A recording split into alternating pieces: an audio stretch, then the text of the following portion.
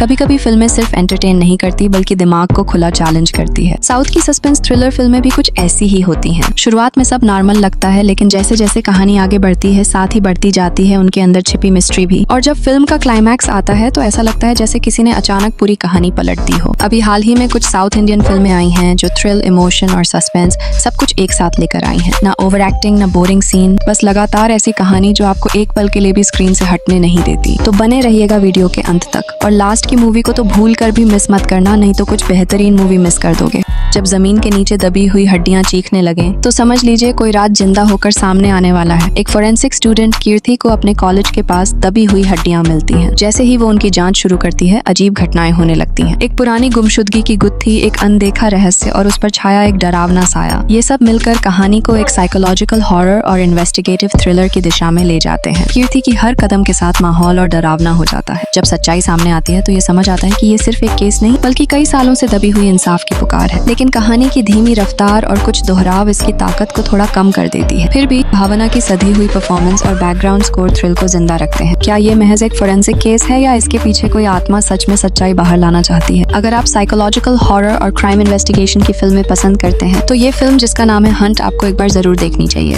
जब कोई आपको सिर्फ एक तस्वीर से देखने लगे और फिर उसी तस्वीर के पीछे आपकी पूरी जिंदगी कैद कर दे तो ये सिर्फ दीवानगी नहीं, एक खतरनाक जुनून बन जाता है। कहानी है एक खूबसूरत इन्फ्लुएंसर की जो सोशल मीडिया पर अपनी ट्रेडिशनल खूबसूरती और स्टाइल से लाखों लोगों को इम्प्रेस करती है। लेकिन उसकी एक तस्वीर ऐसा तूफान लाती है जहाँ एक फोटोग्राफर उसका दीवाना बन जाता है। धीरे धीरे ये दीवानगी हदें पार करने लगती है और साड़ी की नरमी के पीछे एक डरावनी हकीकत छिप जाती है। शुरुआत में सब नॉर्मल लगता है, एक फोटोशूट, कुछ लाइक्स, कुछ कमेंट्स, लेकिन फिर वो शख्स उस लड़की का पीछा करने लगता है, कॉल्स, मैसेजेस, सीसीटीवी तक। और जब उसे रिजेक्ट किया जाता है तो वो एक खतरनाक मोड़ लेता है जहाँ प्यार नहीं सिर्फ कब्जा चाहिए। अब वो लड़की भाग नहीं सकती और मदद भी आसान नहीं। क्या वो लड़की खुद को बचा पाएगी या फिर एक खूबसूरत साड़ी उसकी जिंदगी की आखिरी पहचान बन जाएगी? अगर आपको डार्क ऑब्सेशन, साइकोलॉजिकल टेंशन और सोशल मीडिया के साइड इफेक्ट्स पर बनी इंटेंस थ्रिलर कहानियां पसंद हैं तो ये फिल्म जिसका नाम है सारी आपके लिए है, क्योंकि ये दिखाती है कि एक नजर जो सिर्फ पसंद करती है वही कभी आपकी सबसे बड़ी दुश्मन भी बन सकती है।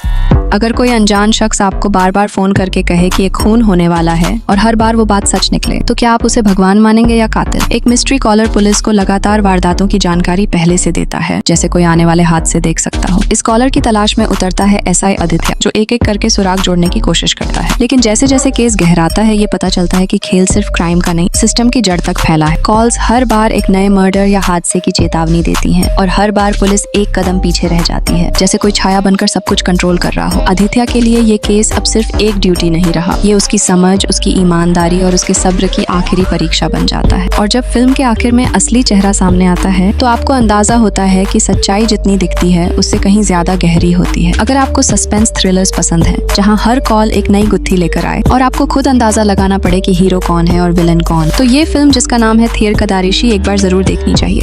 जब एक पुलिस वाला ही लापता हो जाए तो सवाल सिर्फ ये नहीं होता कि वो कहाँ गया, बल्कि ये भी होता है क्यों कोई उसे ढूंढना नहीं चाहता। एक लोकल पुलिस स्टेशन का सीपीओ अचानक गायब हो जाता है। सिस्टम इसे सिर्फ एक ड्यूटी से भागा हुआ अफसर मानता है, लेकिन एक ईमानदार एसआई इस केस को छोड़ता नहीं। शुरू होती है एक लंबी और जटिल तहकीकात जहाँ हर दरवाजा एक नया शक खोलता है और हर गवाह किसी न किसी सच्चाई से मुंह फेर चुका है। शुरुआत में केस सिंपल लगता है, एक सीपीओ गायब है, शायद खुद भागा हो, लेकिन जैसे जैसे इन्वेस्टिगेशन आगे बढ़ती है कहानी कई मोड़ों से गुजरती है। पुराने रिश्ते, डिपार्टमेंटल पॉलिटिक्स और इमोशनल बैगेज हर एपिसोड को गहराई देता है। इंद्रंस और अर्जुन राधाकृष्णन की एक्टिंग इस पूरी कहानी को जिंदा बनाए रखती है और सबसे ज्यादा असर करती है उसकी वो चुप्पी जो हर सीन में कुछ कहती है पर कहती नहीं। अगर आपको slow burn realistic crime thrillers पसंद हैं, जहां इन्वेस्टिगेशन सिर्फ क्लूज से नहीं इंसान की फितरत से चलती है, तो केराला क्राइम फाइल्स सीजन 2 आपको पूरा बांध कर रखेगा।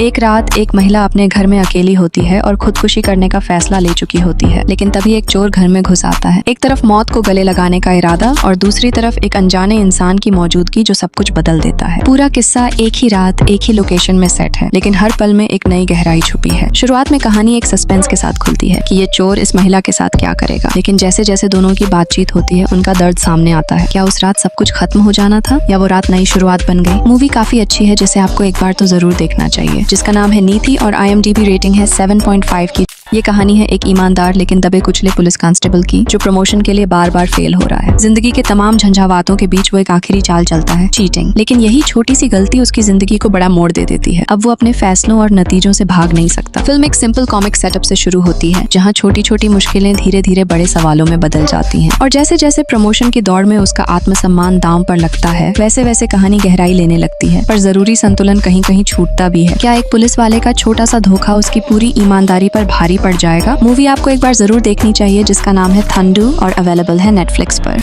एक छोटे शहर की लड़की बड़े सपनों के साथ शहर आती है, लेकिन वहाँ उसे बिट्रेयल और असॉल्ट का सामना करना पड़ता है। उसके टूटे हुए आत्मा को एक जहर की तरह घर कर लिया, लेकिन फिर उस जहर ने उसे एक विजिलेंटी बना दिया। वो प्रेडेटर पुरुषों से बदला लेने निकल पड़ती है। हर शिकार के साथ टेंशन बढ़ती है और सच सामने आने लगता है कि ये सिर्फ रिवेंज नहीं बल्कि कार्मा की कहानी है। जैसे जैसे प्लॉट आगे बढ़ता है, सवाल खुद सामने आते चले जाते हैं। अगर आपको ग्रिटी रिवेंज थ्रिलर्स पसंद है तो यह फिल्म, जिसका नाम है कारामसूत्रा, एक जबरदस्त अनुभव देगी।